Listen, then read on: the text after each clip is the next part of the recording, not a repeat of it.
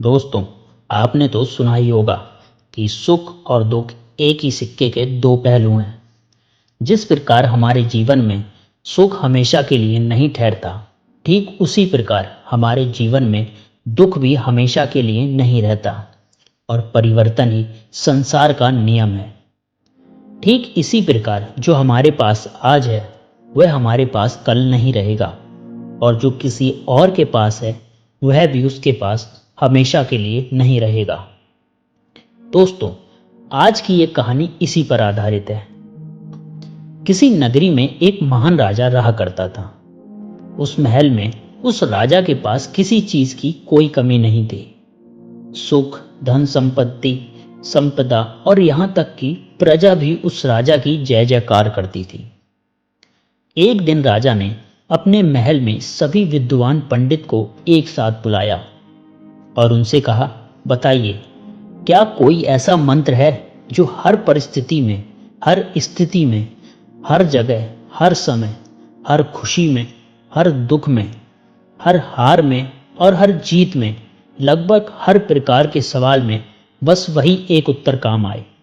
जब आप में से कोई भी मुझे सलाह देने के लिए उपलब्ध नहीं होगा, तो उस वक्त मैं उस मंत्र का उपयोग कर सकूं और अपने आप को किसी भी परिस्थिति, किसी भी स्थिति से बाहर निकाल सकूं।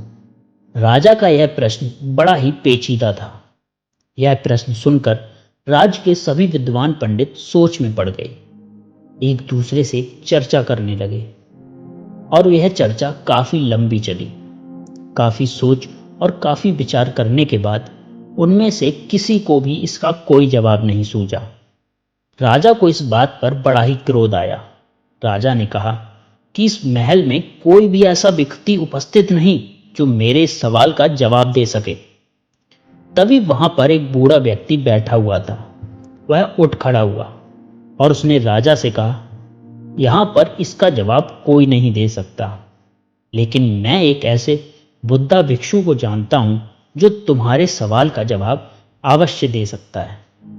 बूढ़े व्यक्ति की बात सुनने के बाद राजा कहता है, माननीय, आप मुझे बताइए कि वह बौद्ध भिक्षु कहाँ मिलेंगे। इस पर वह आदमी बोला, पास में एक छोटा सा जंगल है और वहां पर वह बौद्ध भिक्षु अपना आश्रम बनाकर रहते हैं।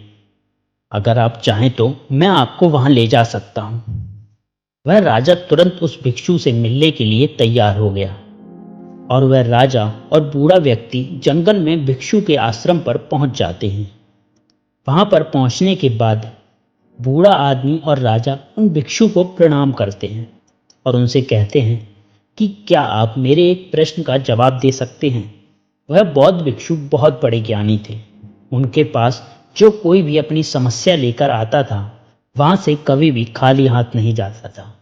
भिक्षु ने राजा की सभी प्रश्न को ध्यान से सुना और उसके बाद उन्होंने राजा को एक छोटा सा कागज का टुकड़ा दिया जिस पर उसका जवाब लिखा हुआ था और साथ ही में एक शर्त भी लिखी थी।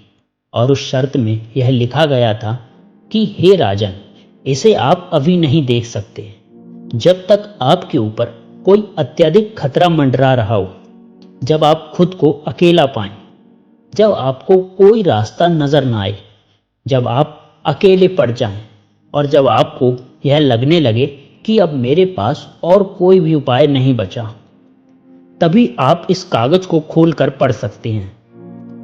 राजा ने उन बौद्ध भिक्षु को प्रणाम किया और उस कागज को मोड़कर अपने हीरे की अंगूठे के नीचे रख दिया। यह सब वह बुद्ध भिक्षु देख रहे थे और वह यह देखकर मुस्कुराने लगे। तभी राजा ने उनसे पूछा, आप मुस्कुरा क्यों रहे हैं। उन्होंने इसका जवाब देते हुए कहा कि बहुत ही जल्द तुम्हें अपने सवाल का जवाब मिलने वाला है। बहुत ही जल्द ऐसी परिस्थिति आने वाली है जब तुम्हें इस कागज की जरूरत पड़ेगी, तो बहुत ही ध्यान से रखना।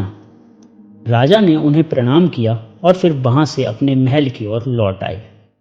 कुछ दिनों तक सब अच्छा चल रहा था और उनका साम्राज्य किसी भी चीज की कोई कमी नहीं थी। लेकिन एक दिन अचानक पड़ोसी राज्य ने राजा के राज्य पर आक्रमण कर दिया और उसकी सेना ने बहादुरी से लड़ाई की। लेकिन राजा इस लड़ाई को हार गए। राजा को अपने घोड़े पर सवार होकर वहां से भागना पड़ा लेकिन दुश्मन राजा ने उनका पीछा नहीं छोड़ा, उनका पीछा लगातार करते रहे। अचानक उन्होंने देखा कि उस सड़क का अंत हो चुका है और वहीं पर उन्होंने अपने घोड़े को रोक दिया जहां पर वह खड़े थे।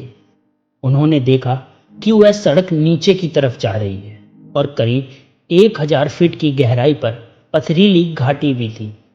अगर राजा ने अपने घोड़े को सही समय पर नहीं रोका होता तो राजा का अंत था और फिर वो कभी भी वापस नहीं लौट पाते। लेकिन अभी भी शत्रुओं की घोड़े की आवाज तेजी से बढ़ रही थी और अब राजा का दिल जोरों से धड़क रहा था। बेचैनी बढ़ती जा रही थी। राजा को कुछ भी समझ नहीं आ रहा था। तभी अचानक राजा ने देखा अंगूठी में लगा हुआ हीरा चमक रहा है और उसी अंगूठी के नीचे राजा ने संदेश भी छुपा रखा था जो राजा को याद आ गया। राजा ने अपनी अंगूठी को निकाला और संदेश को पढ़ना शुरू किया। उस छोटे से कागज के टुकड़े में लिखा था कि यह समय भी बीत जाएगा। राजा ने एक बार पढ़ा, फिर दोबारा पढ़ा और ऐसा करके उन्होंने कई बार इसे पढ़ा और समझने की कोशिश की। तब राजा को एहसास हुआ कि यह बात तो बिल्कुल सही है। कुछ दिन पहले मैं अपने राज्य में आनंद ले रहा था। सुख, धन, संपत्ति, साम्राज्य सब कुछ मेरे पास था और आज मेरे पास कुछ भी नहीं है। मेरे पास मेरा राज्य भी नहीं है और ना ही मेरे पास अब कोई सुख बचा है। आज मैं अपनी जान बचाने की कोशिश कर रहा हूं और मेरे शुभ दिन भी बीत गए हैं। ठीक इसी प्रकार भी यह समस्या नहीं रहेगी और खतरे के 2 दिन भी बीत जाएंगे। इतना समझते ही राजा के चेहरे पर उनके मन में अजीब सी शांति छा गई। राजा वहीं पर खड़ा रह गया और इससे सुंदर जगह उस राजा ने आज से पहले कभी नहीं देखी थी। प्राकृतिक सौंदर्य से भरपूर थी। उसे कभी पता ही नहीं था कि इतनी खूबसूरत जगह भी उसके राज्य का एक हिस्सा है। राजा को संदेश समझ में आ चुका था जिससे राजा के मन को शांति मिली। राजा यह भी भूल चुके थे कि उनके पीछे शत्रु पड़े हुए हैं। राजा वहीं बैठकर आराम करते हैं। कुछ देर बाद उन्हें एहसास हुआ कि उनके पीछे शत्रु लगे हुए थे जिनके घोड़ों की आवाज तेजी से बढ़ रही थी, लेकिन अब वो धीरे धीरे कम हो रही थी। ऐसा प्रतीत हो रहा था कि मानो वे लोग उस जगह के किसी और हिस्से में चले गए थे और जहां पर राजा खड़े थे वहां पर उनका कोई भी शत्रु नहीं पहुंच पाया। राजा बड़ा ही बलवान था। उसने कुछ दिनों तक अपना जीवन छोटा मोटा काम करके चला लिया, लेकिन राजा ने अपनी हार नहीं मानी। राजा ने अपनी सेना को फिर इकट्ठा किया और युद्ध के लिए तैयार किया और शत्रुओं पर आक्रमण कर दिया। अब की बार राजा की सेना ने बहादुरी से लड़ाई की और राजा ने इस बार शत्रु को पराजित कर दिया। राजा अपने साम्राज्य को वापस पा चुका था।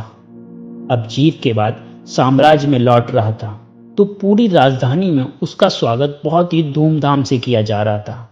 जीत की खुशी मनाई जा रही थी। हर कोई जीत मना रहा था। हर घर के लोग राजा के ऊपर फूल बरसा रहे थे। लोग नाच रहे थे। तभी अचानक राजा के मन में एहसास हुआ कि वह सबसे बलवान राजा है। बस उसे लगा कि मैं सबसे बहादुर हूं और सबसे महानतम राजाओं में से एक हूं। मुझे हराना संभव नहीं है।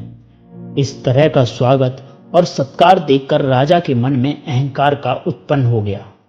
तभी अचानक वह हीरे की अंगूठी धूप में फिर से चमकने लगी। राजा को याद आया कि उसके नीचे एक संदेश है। राजा ने उस अंगूठी को निकाला और उस संदेश को फिर से पढ़ा। संदेश में लिखा था कि यह भी गुजर जाएगा। वह राजा बिल्कुल मौन हो गया। उसके मन में फिर से एक शांति सी छा गई। राजा का चेहरा अहंकार से पूर्ण परिवर्तन से होकर गुजरा। वह पूरी तरह से दीनता की स्थिति में चला गया। उसने सोचा कि यह भी नहीं रहेगा, यह भी गुजर जाएगा।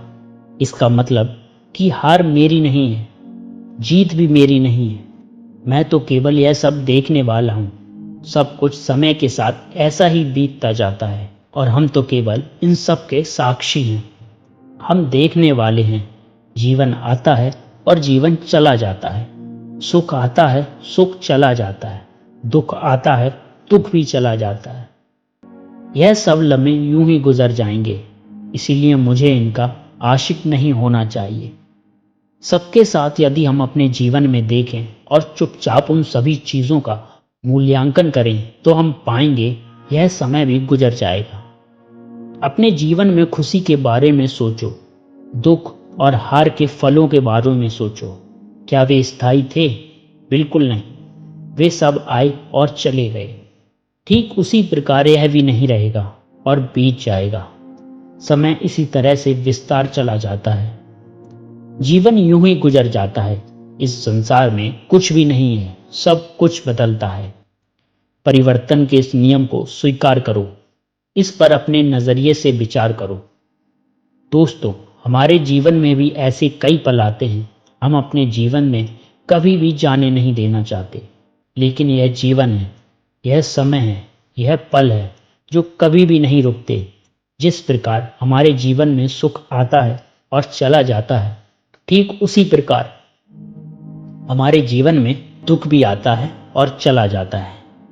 इसीलिए अपने जीवन को वर्तमान में रहकर जीना सीखें, क्योंकि जो पल, जो समय आपके पास अभी है, वह आने वाले समय में आपके पास नहीं होगा और तब आप केवल पश्चाताप ही करते रह जाएंगे।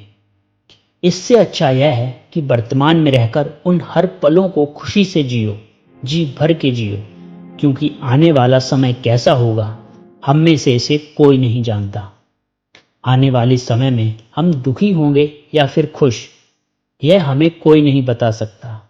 लेकिन आज जो हमारे पास है, चाहे कुछ भी हो, चाहे वह कितना भी हो, वह हमारा है और उन्हें हमें खुलकर जी सकते हैं, उनमें खुश रह सकते हैं। तो भला हम उन्हें ऐसे ही व्यर्थ क्यों जाने देते हैं?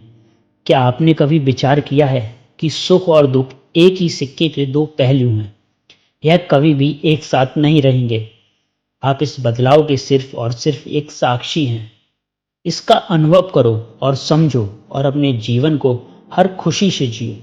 और जब भी आपका कोई कठिन समय आपको परेशान कर रहा हो, तो बस एक बात याद रखना कि यह भी ज़्यादा समय के लिए नहीं है। इसका भी समय आएगा, किसी ना किसी दिन और किसी ना किसी क्षण यह भी गुजर जाएगा। कैसी लगी आपको ये कहानी, हमारे कमेंट बॉक्स में ज़रूर बताएं और ऐसे ही मज़ेदार कहानियों के लिए हमारे चैनल को सब्सक्राइब ज़रूर करें।